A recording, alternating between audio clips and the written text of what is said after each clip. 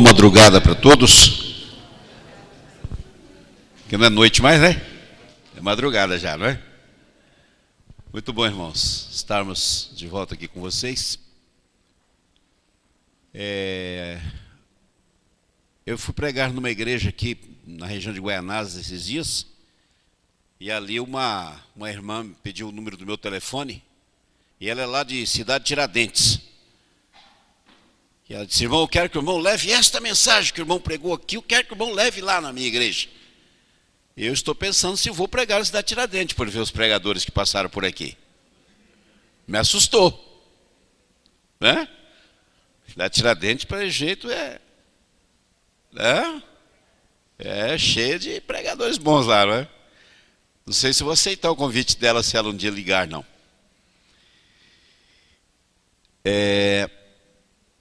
Comentando na parte da manhã lá na nossa igreja, que eu estaria com os irmãos aqui hoje, uma jovem da igreja disse: mas tio, é a noite toda? Digo: é a noite toda. É menina, acho que é nova na igreja, não conhece vigília, não é? Nunca vi uma vigília, muito tempo que eles não fazem uma vigília lá. Como eu disse, eu estou de volta há pouco tempo lá, depois de anos naquela igreja, mudamos, fiquei muito tempo lá no interior e agora voltamos para ali. Disse: é a noite toda. Ah, mas como é que aguenta? Aí estava um grupinho de jovens, eu disse: olha, vai chegar tempo em que as pessoas vão implorar por uma noite de vigília. Irmãos, se o nosso povo tivesse noção do que está vindo aí, do que está para acontecer a esse mundo,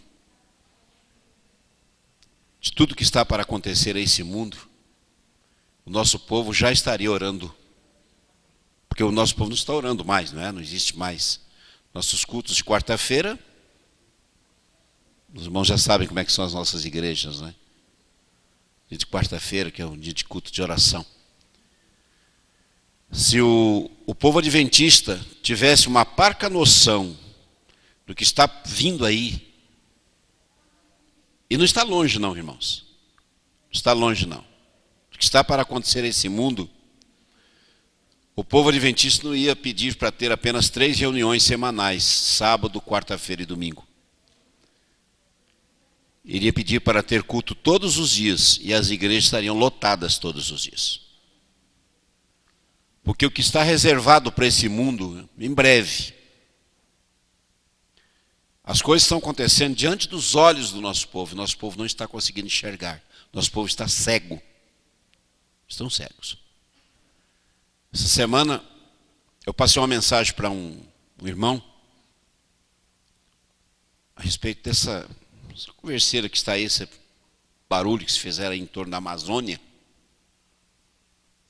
E ele disse: mas o que eu tenho a ver com isso? E muitos devem estar dizendo isso. E eu digo para as pessoas: o que é que nós temos a ver com isso? Muito. Muito. Temos muito, nós adventistas, temos muito a ver com isso. Aliás, tudo que acontece nós temos a ver com isso. Porque tudo que está acontecendo para direcionar para o cumprimento das profecias.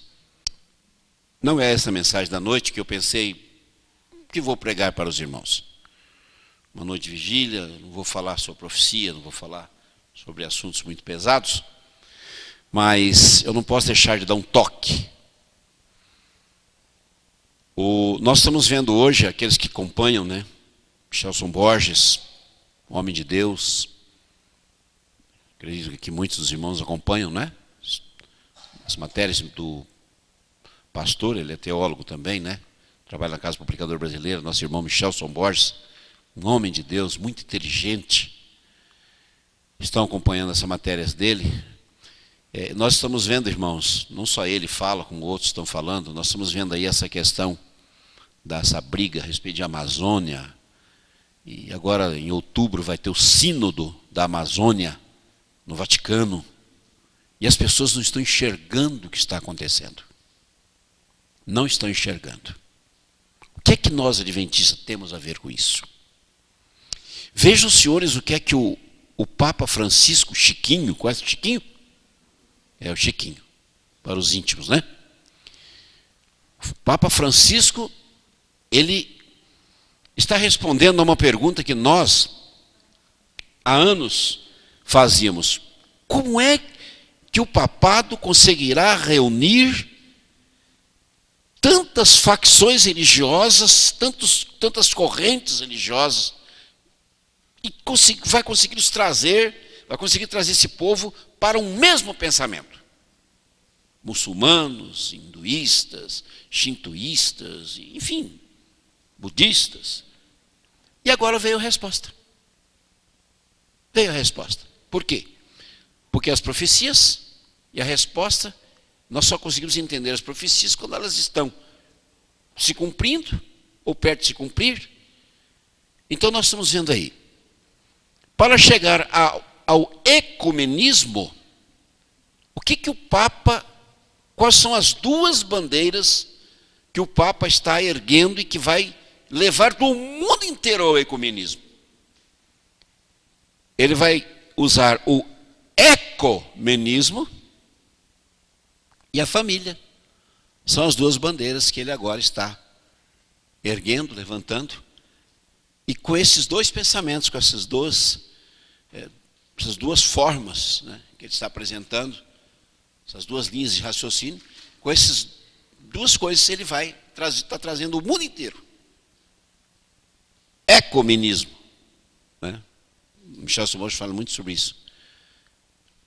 Usar a ecologia, dizendo: o mundo precisa de um dia, dar o descanso de um dia para a Terra, porque a Terra está cansada. Então precisamos descansar a Terra toda, para todas as atividades, um dia. Ora, mas o que ele está falando não é novidade, porque Deus, papai falou isso já faz muitos anos, né? Papai ensinou para Adão e Eva lá no Éden isso aí. Só que enquanto Deus disse, olha, é o sábado, né? É o sábado, ele está dizendo que vai ser o quê? O domingo, né? Deus já pregava isso há muitos anos, já vem há quantos anos que o papai vem ensinando isso? Sétimo dia da semana, os judeus eram ensinados a descansar a terra de quanto em quanto tempo? 7 anos, 7º ano, né? E vamos ter também o 7º milênio de descanso da terra. Quer dizer, então não é novidade nenhuma. Só que as pessoas, irmãos, nosso povo não está enxergando isso. Por quê? Porque os nossos pregadores não estão pregando também, é a culpa dos pregadores. Estão pregando essas coisas para o nosso povo, não todos, né? Alguns estão pregando, mas era para todos estarem pregando. E aí vem a questão também da família. Precisamos descansar um dia da semana, precisamos ter um dia da semana para a família. Que dia vai ter esse? O domingo, dessas duas bandeiras. E o nosso povo não está enxergando isso. E dizem, o que eu tenho a ver com isso? O que eu tenho a ver com esse problema de Amazônia? O que eu tenho a ver com isso? O que é que tem a ver com isso? Muito a ver com isso. Muito a ver com isso. Então, se o nosso povo, irmãos, tivesse noção do que está vindo sobre este mundo, vamos ter aí uma crise financeira sem precedente. O mundo está quebrado, as nações estão quebradas. Eu acho que o irmão pregou primeiro, que falou um pouquinho sobre isso. O mundo está quebrado. Não somos nós que estamos dizendo. São os economistas, os grandes economistas do mundo estão dizendo, você vai dormir uma certa noite, você vai dormir, aí quando você acordar, você vai lá no banco, vai passar o cartão, não tem dinheiro. O mundo vai ficar sem dinheiro. Blackout bancário. Eles estão dizendo, nem somos nós que estamos dizendo isso aí, são eles. Mas o nosso povo está dormindo. Está dormindo. Bom, só que eu só estou fazendo uma aberturazinha, não vim aqui para falar sobre isso essa noite. Eu gosto muito desse tema, né? Eu gosto muito disso. Gosto muito de falar de profecia, gosto muito de falar dos acontecimentos, gosto de alertar meus irmãos. Só que eu não vim para falar sobre isso nesta noite. Eu quero falar com os senhores um tema bem leve. Eu falei, não, vou levar um tema bem leve, né? É uma noite de vigília. Eu quero ler um texto da Bíblia com os senhores. Está em Lucas. Lucas capítulo 15.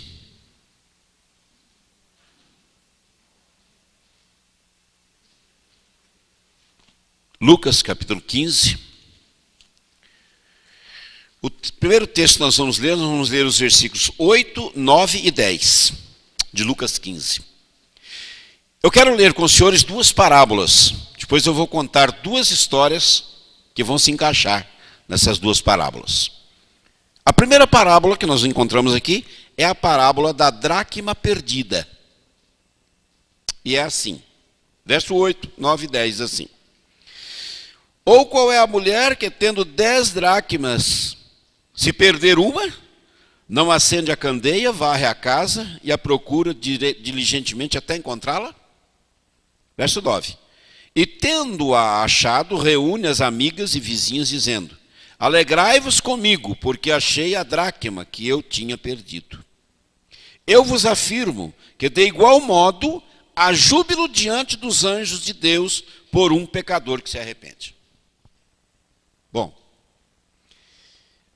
nós, adventistas do sétimo dia, entendemos bastante sobre essa questão da dracma, não é?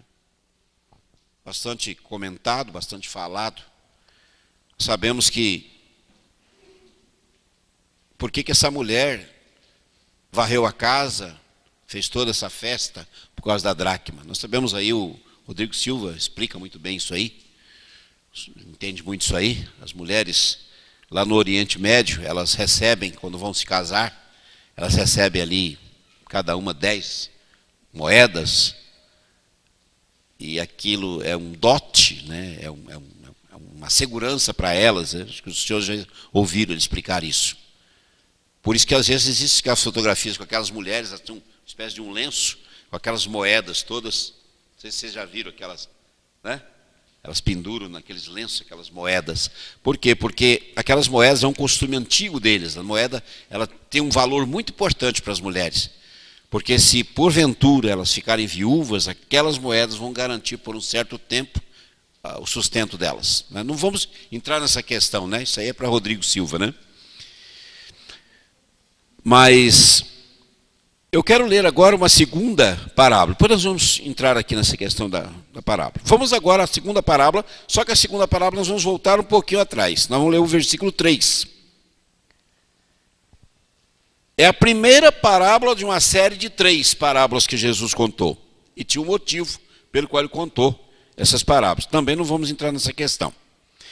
Então lhes propôs Jesus esta parábola, diz o versículo 3. Qual dentre vós é o homem que, possuindo 100 ovelhas e perdendo uma delas, não deixa no deserto as 99 e vai em busca da que se perdeu até encontrá-la? Achando-a, põe-na sobre os ombros, cheio de júbilo, e indo para casa, reúne os amigos e vizinhos, dizendo-lhes: alegrai-vos comigo, porque já achei a minha ovelha perdida. Digo-vos que assim haverá maior júbilo no céu por um pecador que se arrepende do que por 99 justos que não necessitam de arrependimento. Bom, então, irmãos, aqui nós temos duas parábolas e as duas falam quase que da mesma coisa. Da alegria de pessoas que recuperaram alguma coisa. A mulher feliz porque encontrou a dracma. O pastor feliz porque encontrou a ovelha perdida. Eu quero, nesta noite, contar para os senhores duas histórias referentes a essas duas parábolas. E as duas histórias aconteceram comigo. Eu sou personagem de duas histórias. A primeira história que eu quero contar para vocês se refere à dracma perdida. Por quê? Porque eu fui uma dracma perdida. A dracma, ao contrário da ovelha, a dracma se perdeu onde? Dentro de casa. A dracma se perdeu dentro de casa. A dracma representa as pessoas que estão perdidas aonde? Dentro da igreja. Pastor Bolhão tem um lindo sermão sobre isso também. A dracma perdida dentro de casa, representa a pessoa perdida dentro da igreja. Eu era uma dracma perdida. Eu nasci num lar adventista. Desde pequenininho, criado na igreja, sei a verdade, cresci ali. Meu pai foi ancião de igreja muitos anos. Hoje está lá com 89 anos, coitado, com Alzheimer. Passou o tempo dele, passa o tempo de todo mundo. Eu era um jovem, irmãos, normal na igreja. Normal. Um jovem que cresceu dentro da igreja, adolescente, criança, depois adolescente. Mas eu era um adolescente que você pode dizer era uma dracma perdida. Por quê? Você poderia perguntar assim, bem, mas você então era um adolescente, foi uma criança terrível, foi um adolescente terrível, foi um jovem terrível? Depende. Não. Eu fui um jovem que cresci dentro da igreja, eu nunca fumei. Ah, mas eu fumei porque experimentei. Não, experimentei. Nunca botei um copo de cerveja na boca. Não. Aprendi desde pequeno que até Coca-Cola fazia mal. Nunca bebi Coca-Cola. Aprendi desde pequeno que café faz mal. Nunca bebi café. Mas então onde está o erro? Ah, já sei. Você namorava as meninas e fornicava com as meninas. Também não. Também não. Mas eu era um jovem apático. Eu era uma dracma, perdido dentro da igreja. Porque eu era um jovem que conhecia a verdade, não praticava, como estou sendo sincero para vocês. Não viria aqui na frente mentir. Não. Mas eu não tinha vida, irmãos. O que é a mensagem que eu quero dar para essa igreja esta noite? Eu esqueci de fazer uma abertura melhor. É de que quando Deus, Ele quer alcançar alguém, Ele alcança. Ele alcança.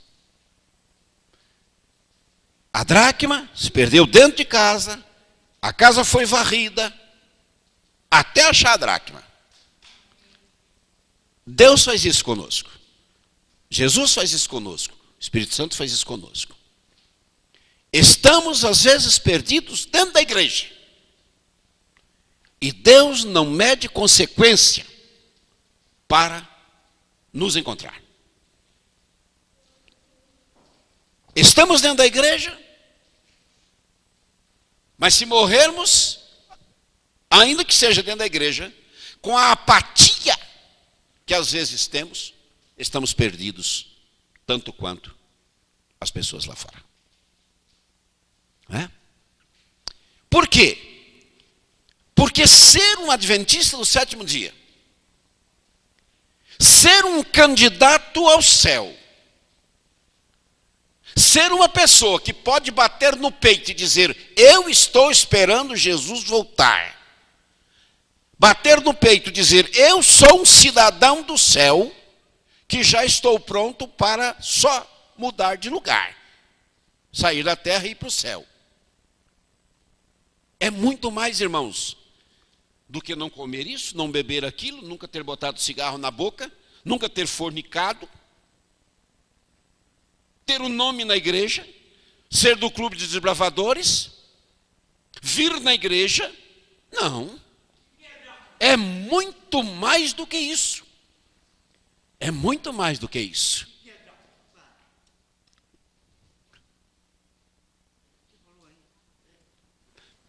Deixa lá. Lá na igreja tem um probleminha assim também, esquenta não. Então, irmãos, é muito mais do que isso. É muito mais do que isso. Ser um adventista do sétimo dia. A pessoa poder dizer assim, eu estou esperando Jesus voltar. É muito mais do que tudo isso que eu falei. Porque eu posso estar dentro da igreja achando que eu estou vivo e estou morto. Estou morto. Por quê? Porque sou um cristão apático.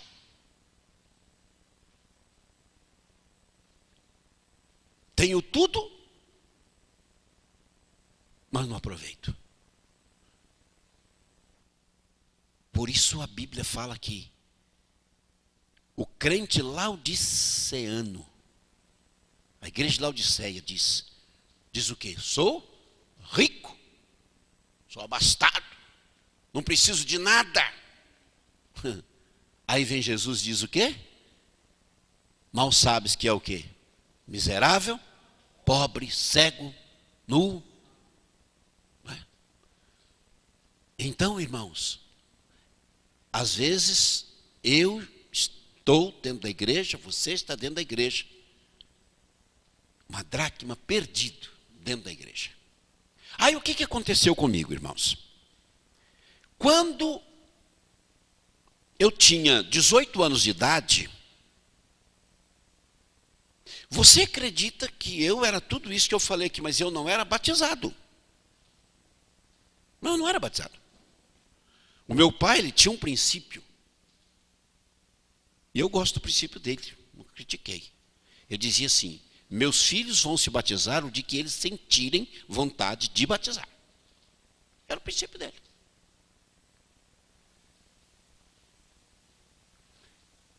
Então eu fui fazer uma viagem. Fui passear na casa de um tio, irmão do meu pai. E ao chegar lá, eu tinha um primo, que ele andava por muitas partes ali do norte de Minas Gerais, entrava pela Bahia, pelo trabalho dele. E eu estava de férias na empresa aqui em São Paulo. E eu fui passar as férias lá. E eu comecei a viajar com ele. Ao chegar no sul da Bahia, nós estávamos num hotel, e eu comecei a sentir um problema. Eu tive uma febre, e eu achei, bom, eu vou tomar uma dipirona, né? Naquela época falava-se muito melhoral, né? Lembra do melhoral? Alguns devem se lembrar do melhoral, não é? Melhoral, cibalena, tinha tal da cibalena. Então você toma um melhoral, toma cibalena, e boa, né? E estou sarado. Mas não, irmãos, mas não. A coisa começou a piorar. E eu tinha uma febre que tinha horário para chegar. De lá do sul da Bahia, nós então voltamos para a casa do meu tio, para a casa desse meu primo, que era no norte de Minas Gerais. E eu fui só arruinando. Parei de comer, só bebendo água igual camelo. Bastante chilpandu de água. E meu tio, então, me leva, aliás, antes de me levar para o hospital, ele chama, lá na casa dele, um pessoal da SUCAM, Superintendência da Malária. Ele desconfiou. E o rapaz, então, veio lá, fez os exames, no dia seguinte ou 2 dias depois, trouxe o resultado, malária. Eu havia pegado malária. Então, a malária até hoje ela mata. Naquele tempo, então, a quantidade de mortes por malária era muito forte, muito grande. E eu fui levado para o hospital. E eu estava ali no leito do hospital, depois dos médicos fazerem ali alguns exames. Eu estava deitado ali naquele leito do hospital e eu escutei o meu tio e o médico conversando no corredor. E o médico disse para o meu tio assim: esse menino é seu filho? É o quê? Não, é meu sobrinho. Ele mora em São Paulo. E o médico disse: olha, remova esse menino o mais rápido para São Paulo, já que ele não é seu filho, para ele morrer perto dos pais.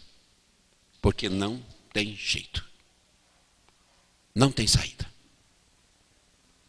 Está numa situação muito grave. Saiu do controle.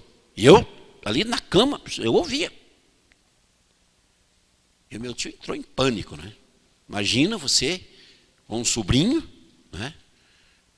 Longe dos pais, Naquele tempo não tinha rapidez de comunicação que tem hoje.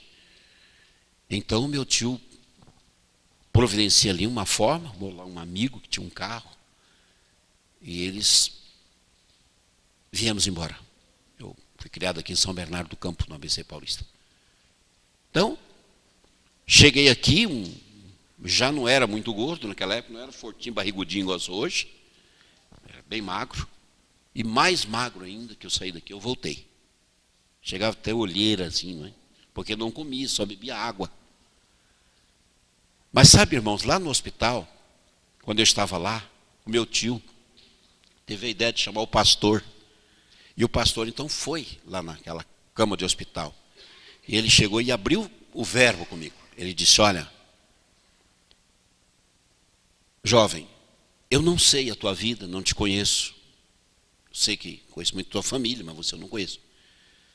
Ora, Deus está mandando dizer para você que você tem que aceitar Jesus como seu Salvador.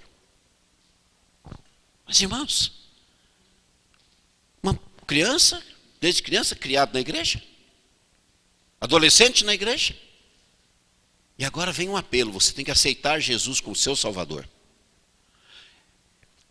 Hoje eu posso entender, naquela hora eu não entendi. Falei, não, mas é brincadeira um negócio desse, não é? Como é que eu aceitar Jesus como meu Salvador se eu já pertenço à igreja? Hoje, irmãos, eu entendo que eu estava dentro da igreja e não tinha aceitado Jesus como meu Salvador. Por isso Deus estava deixando acontecer tudo aquilo comigo, porque Ele precisava me atingir, Ele precisava me encontrar, porque eu era uma dracma perdida. Porque eu estava perdido dentro da igreja. E se eu morresse naquela condição, eu não iria para o céu. Porque senão Deus não teria mandado fazer aquele apelo para mim. Porque aquele pastor era um servo de Deus, era um ungido do Senhor, e o Senhor estava falando por ele. Viu? E na minha condição tem muita gente dentro da igreja. Muita gente. E eu disse para aquele pastor, disse, olha, pastor, eu não entendia, irmãos, aquela situação. Mas eu disse, se esse é o único método, se essa é a única maneira de eu... Porque quem é que gosta, irmãos, de enfrentar a morte?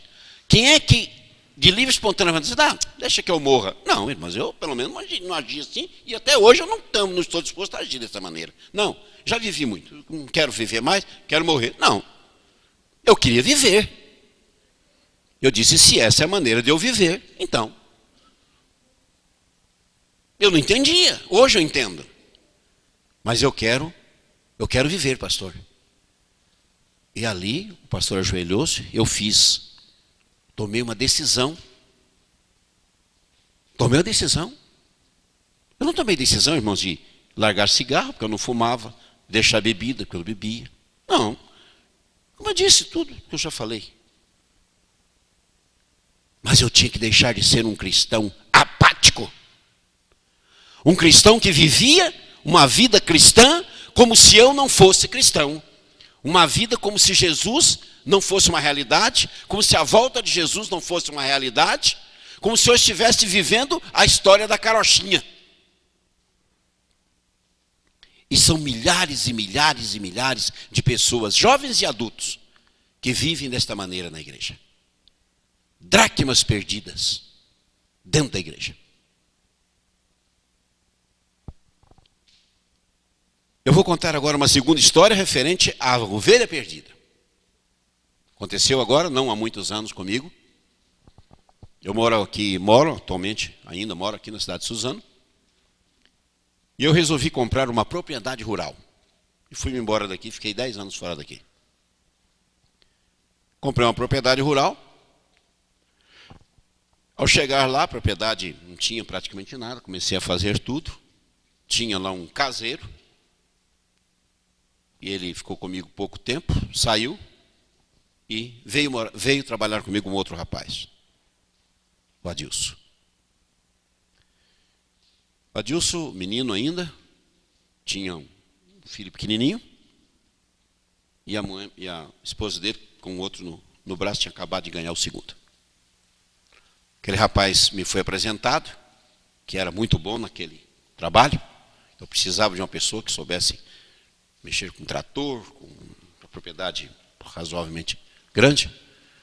Precisava plantar, tinha gado, enfim, uma boa propriedade. E aquele rapaz chegou, tomou, colocamos ali e tal. E um dia ele me chamou e disse assim para mim: Seu Nilson, preciso falar uma coisa com o senhor. Disse: pois não, Nilson. Olha, eu sei que o senhor é adventista, mas eu vou pedir um favor para o senhor. Eu preciso do emprego, minha situação está muito difícil. Estou aqui, prometo que vou ser um bom funcionário, mas vou pedir um favor para o senhor. Não me fale de Deus. Não me fale da sua religião. Ok. Tenho que respeitar. Começamos a trabalhar juntos, excelente funcionário. Não toquei no assunto nunca. E o tempo passou, irmãos. Passou-se o tempo. Um dia, eu chego da cidade. Eu estou chegando à cidade, a propriedade está toda tomada por fumaça. Já lá na porteira eu vi aquela quantidade de fumaça. E vinha saindo um dos outros meninos que trabalhava. Eu disse: Emerson, o que é que está acontecendo? Ele disse: olha, em volta do sítio, porque a propriedade era toda cercada por eucaliptos, estava uma seca muito grande naquele ano. Pegou fogo no eucalipto, em volta do sítio inteirinho, em volta da propriedade inteirinha. E os meninos estão lá apavorados. Eu estou esquecendo, irmãos, de um detalhe interessante antes de continuar essa história. Naquele dia, de manhã, antes de eu sair para a cidade, aconteceu um fenômeno daquele lugar. Eu acordei com uma nuvem preta em cima da propriedade. Esquecendo a parte mais importante aqui, me desculpem. Eu acordei com uma nuvem preta em cima da propriedade. E caiu uma grande chuva. Há muitos dias que tinha uma seca tremenda. E naquele dia caiu uma chuva tremenda em cima da propriedade. Mas por que eu digo em cima da propriedade? Porque quando eu saí na porteira, que terminou a chuva, que eu fui para a cidade, que eu saí na porteira, irmãos, eu não andei 50 metros e estava tudo seco. E eu estranhei aquilo.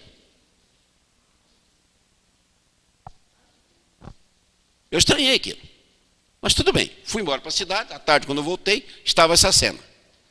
Então ele disse: os meninos estão apavorados lá e tal. Então eu cheguei lá, os meninos estavam lá com trator, com glass tank, com tudo preparado, para se acaso acontecesse qualquer coisa, pudesse apagar.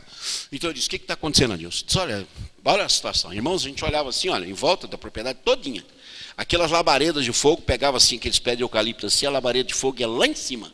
E ele vinha, e o fogo estava vindo de encontro ao sítio. Encontra a propriedade. A primeira coisa que ia pegar era lá na mata, nós tínhamos lá muitas caixas de abelha. E ele apavorado, disse: vai queimar todas, vai queimar tudo, vai queimar todas as abelhas.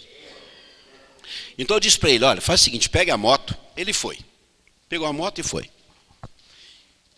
Aí, irmãos, ficou. Quando ele voltou, chegou lá, todo cheio de carvão, que tinha ajudado, inclusive, a apagar fogo lá e tal. Aí ele chegou, eu estava sentado assim, tinha uma plataforma assim, ele chegou, ele sentou. E ficou calado por alguns minutos, depois ele disse assim para mim: Seu Nilton, o senhor é um homem de Deus.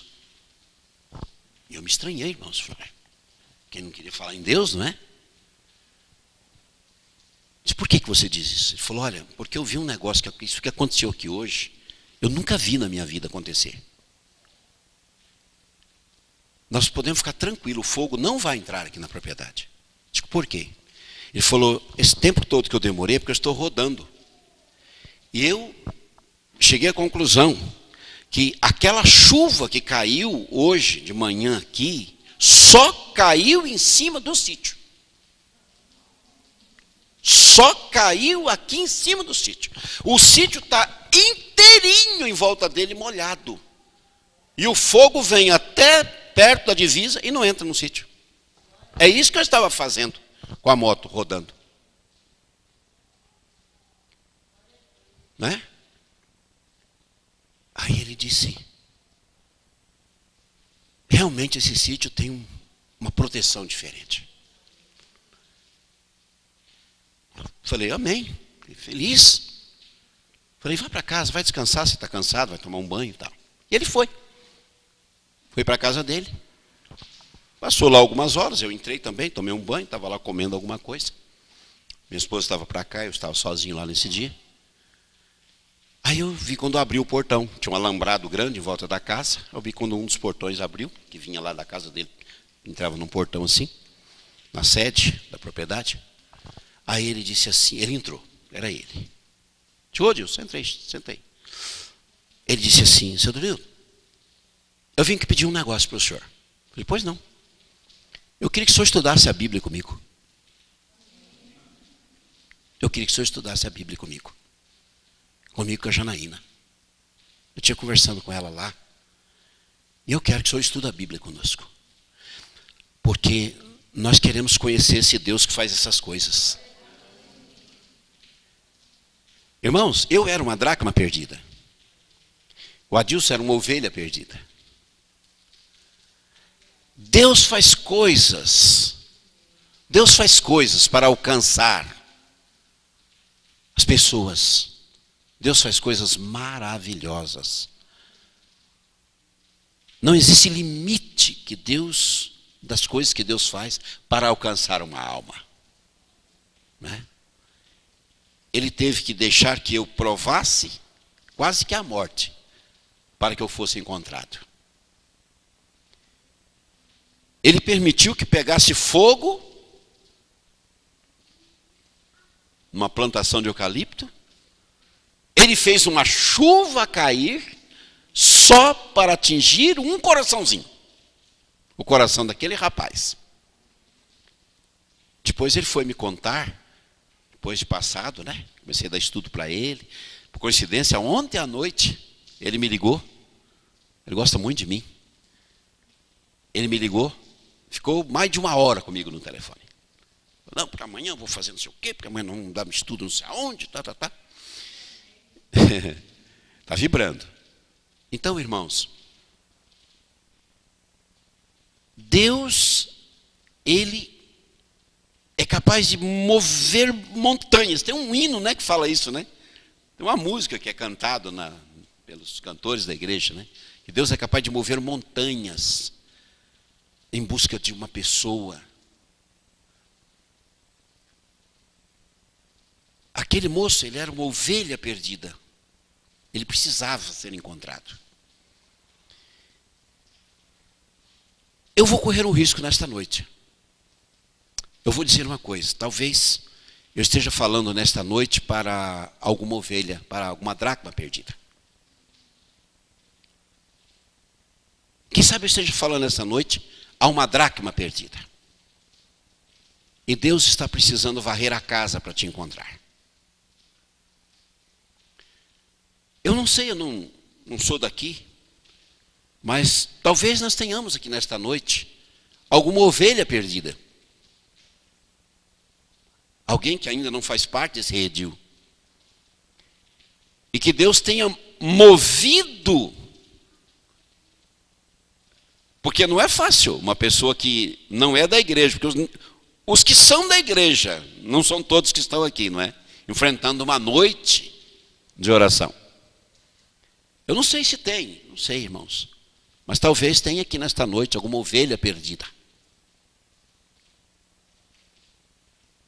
E Deus está movendo, fazendo um movimento fora do normal. Para alcançar você. Para alcançar você. Eu não sou juiz de ninguém. Eu sou apenas um pregador. Nós não estamos aqui para julgar ninguém. Mas se eu estiver falando para alguma dracma perdida, eu quero te dizer que Jesus está varrendo a casa à tua procura. Se eu estiver falando para uma ovelha perdida, eu quero dizer que o bom pastor está enfrentando mato, espinho, procurando você. Está procurando você. A mensagem, irmãos, eu vim aqui, já fiz 3 noites de pregação aqui, irmãos sabem que eu tenho assuntos pesados, né? Mas eu falei, não, agora a noite é uma noite gostosa, é uma noite de oração, vou trazer uma mensagem mais leve. E esta era a mensagem que eu tinha para dar para esta igreja. Dizer que Deus, Ele move montanhas, como diz aquela música, em busca de uma alma que seja. Porque Jesus teria vindo morrer por uma alma, se fosse necessário, Ele teria vindo morrer. Não é? E Ele é capaz de fazer chuva por causa de uma alma. Ele é capaz de deixar pegar fogo no eucalipto inteiro de uma empresa por causa de uma alma. Ele é capaz de deixar a dracma ficar doente e quase morrer para a dracma acordar. O apelo que eu quero fazer nesta noite, queridos. Dracma, não deixe a coisa chegar ao ponto que chegou comigo. Acorde. Deixe de ser um adventista apático ou uma adventista apática. Uma pessoa que está na igreja, não sabe nem por que está na igreja. Uma pessoa que tem uma vida dupla até às vezes. O que é uma vida dupla, irmãos? É uma pessoa que ao mesmo tempo que diz, eu estou esperando Jesus voltar. Eu quero ir para o céu. Mas na sua vida particular, a gente teria que perguntar, mas que céu você quer ir? Aonde é esse céu? Que Jesus é esse que você está esperando? Pela maneira de viver. Para a ovelha, nós poderíamos dizer, por que você está se escondendo de Jesus? Ele quer resgatar você. Ele quer tirar você do espinheiro. Ele quer tirar você deste barranco que você está prestes a cair. É hora de acordar. É hora de acordar. Eu acho que como pregador, né? Todos os pregadores fizeram oração no final, vou fazer também a oração, é isso? Eu já terminei.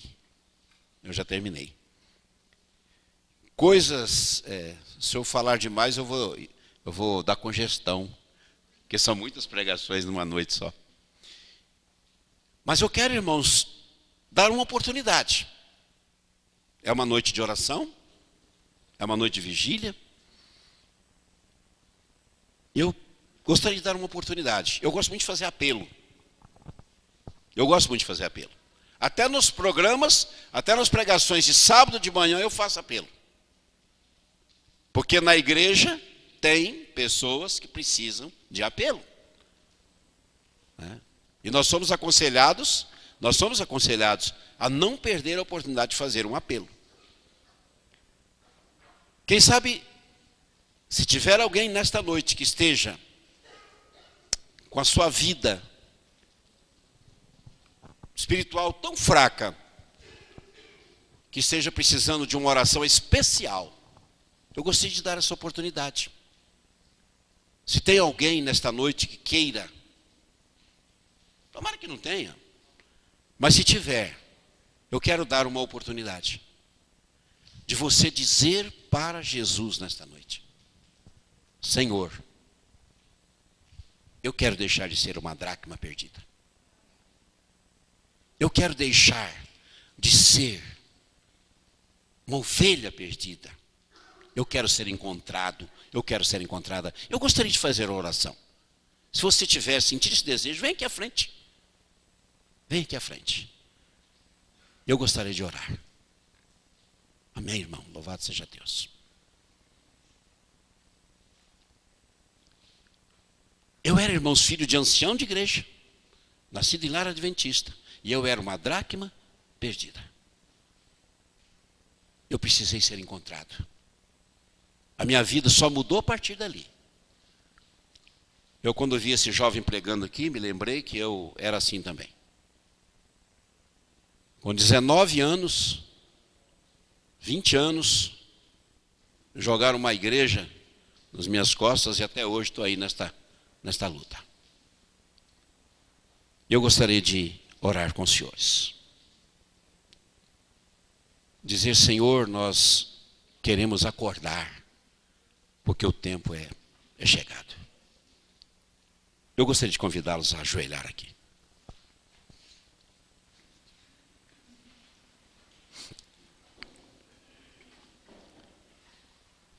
Pai querido que estás nos céus, aqui estamos, Senhor, todos nós, carentes nesta noite do derramamento do Teu Espírito sobre nós. Aqui, querido Deus, nós temos pessoas que, atendendo ao Teu convite, ao convite divino, não ao convite humano, mas ao convite divino, aqui estão Teus filhos, pessoas que estão dizendo a Ti, Senhor, que querem melhorar, querem ser melhores cristãos, melhores homens, melhores mulheres.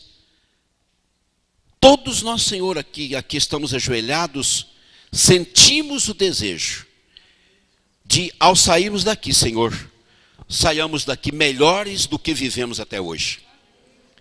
Eu quero, Senhor, pedir a Ti nesta noite, nesta madrugada, que o Teu Espírito seja neste momento derramado sobre nós, para que nós, querido Deus, possamos ser cristãos melhores, para que quando o Teu Filho se manifestar nas nuvens dos céus, nós possamos, Senhor, ser levados para vivermos contigo.